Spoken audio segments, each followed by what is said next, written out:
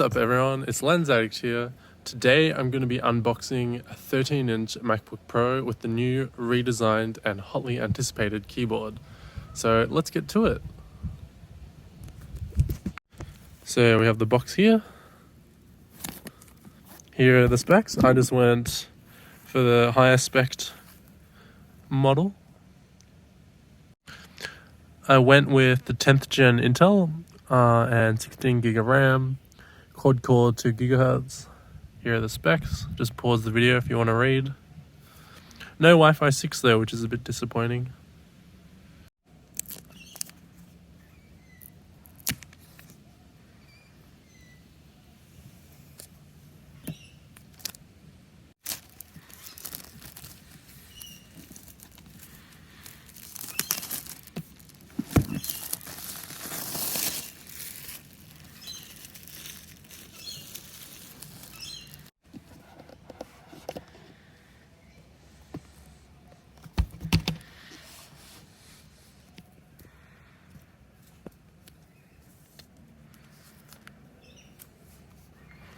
There we have it, the MacBook Pro itself.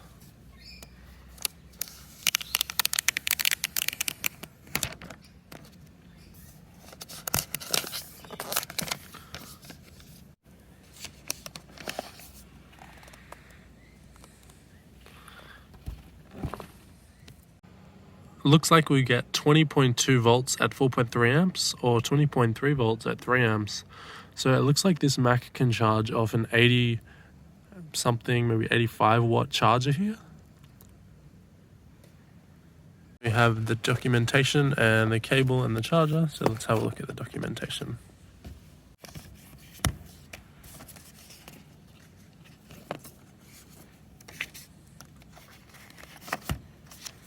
Regulatory information.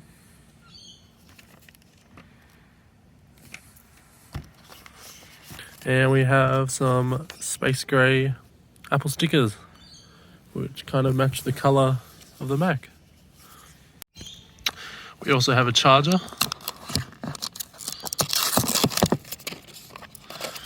And it looks to be the new generation charger, as it does not have a metal end. Instead, it's plastic. Here are the specs on the charger.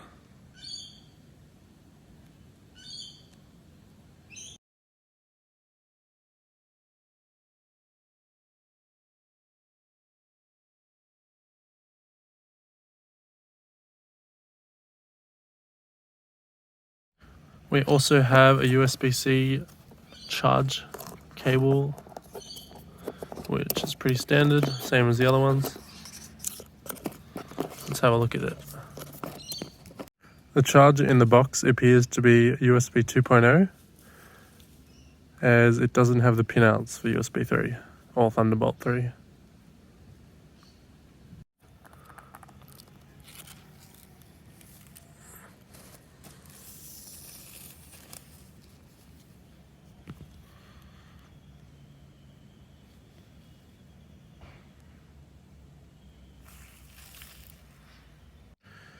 We can see the new keyboard layout with a dedicated escape key and Touch ID separated, and the T arrow keys are back.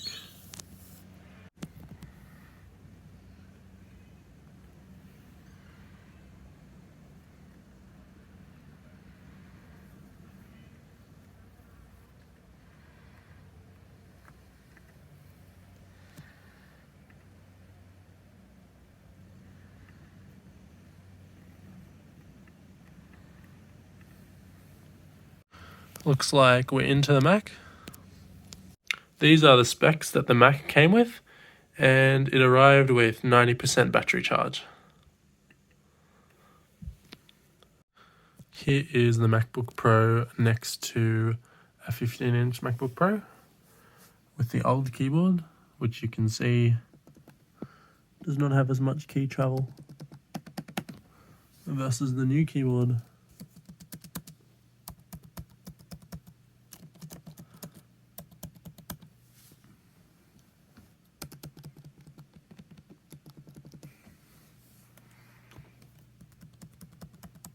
Now we'll do a sound test on both. So we'll start off with the 13-inch.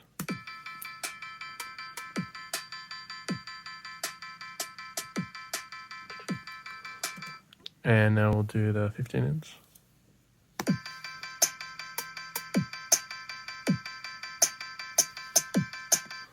And we'll skip through to a nicer part of the song. Oops.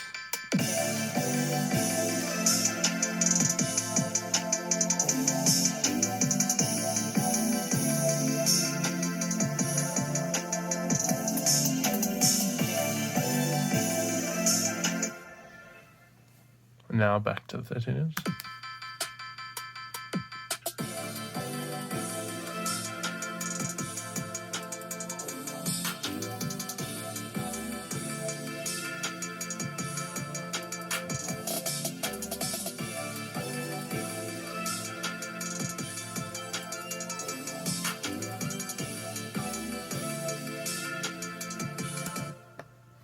It's incredible how similar they sound, considering one's 15 and one's 13-inch, but they both sound really good. This is a test of the audio quality and the webcam quality on the MacBook Pro 13-inch versus the MacBook Pro 15-inch. So this is what the 13-inch sounds like. And this is what the 15-inch sounds like and looks like. Now we'll do SSD speed test. That's pretty good. Very respectable.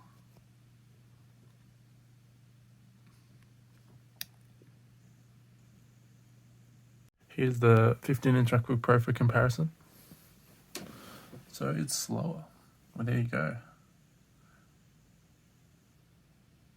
Looks like the read is faster, but the write is slower. Interesting.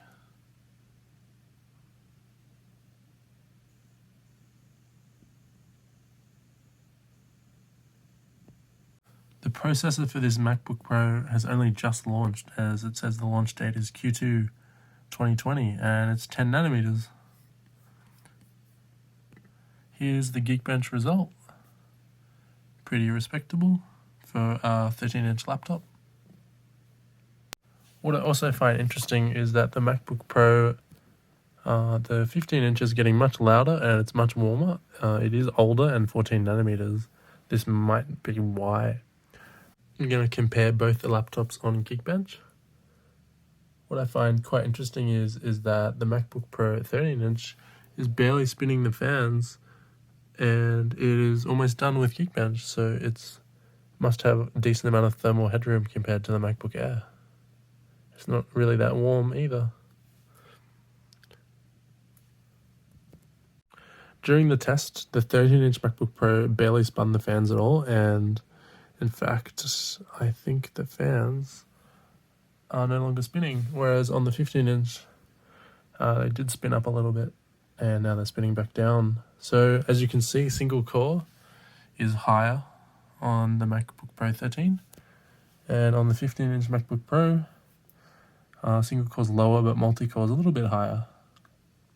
So that's probably the instructions per clock cycle improving in the later Intel generations.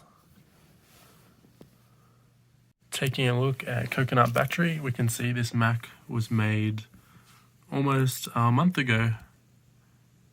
And we can also see that the battery was made even earlier. And we can see some more detailed info about the battery. It's done one cycle. We can look at some advanced stuff, so we can see that the SSD has only done, it's done 5 hours, and it's done 86 power cycles, which is a lot considering this is a new laptop.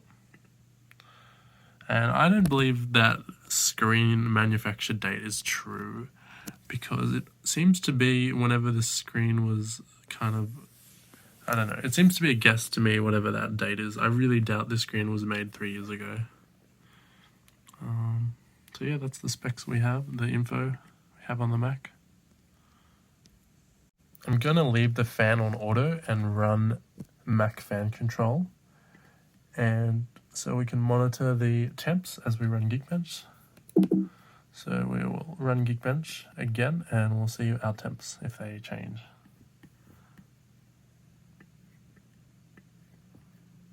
Let's watch our temps. So it's just on auto fan. As you can see, it's not actually spinning up the fans at all, and the temps are quite low considering it's already begun Geekbench compared to the MacBook Air, which got quite hot very quickly, and even with the fans blasting at full power, it didn't cool down too much. It was still sitting around 90 degrees. Whereas this is sitting at around 40, and the fans haven't even kicked up yet, which I think is really impressive.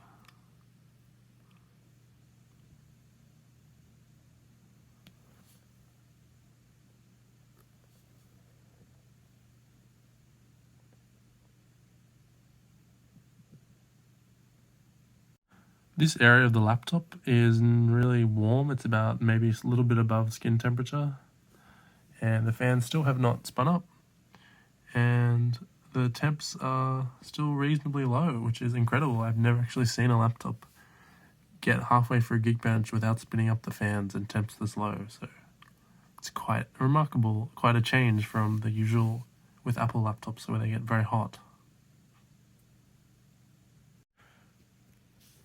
We're on to our third round of Geekbench. You can see that the temps are still reasonably controlled. Nothing above 70. Actually, that's a lie. I'm seeing 94. But the fans aren't too loud. Like I'll flip it over and we can have a listen.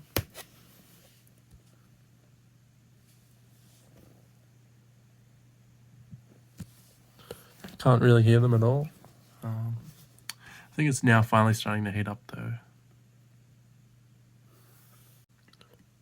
Here's what the fans sound like on Macs, just to see what they sound like.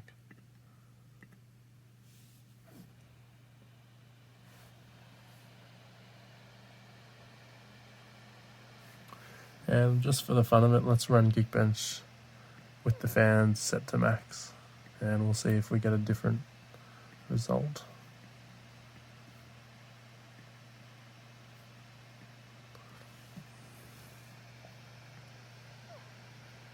And here's a look at the scores in the MacBook Air versus the MacBook Pro. So the highest score was with the fans manually set to max, and the middle one was just the auto fans, and this one's the MacBook Air for comparison, and that's the MacBook Pro. Thanks so much for watching this video. I hope you enjoyed it. There's going to be more unboxing and reviews to come as long as more tech products keep getting released. And yeah, I hope to see you on the next one. Subscribe if you want to see this on the regular. Bye for now.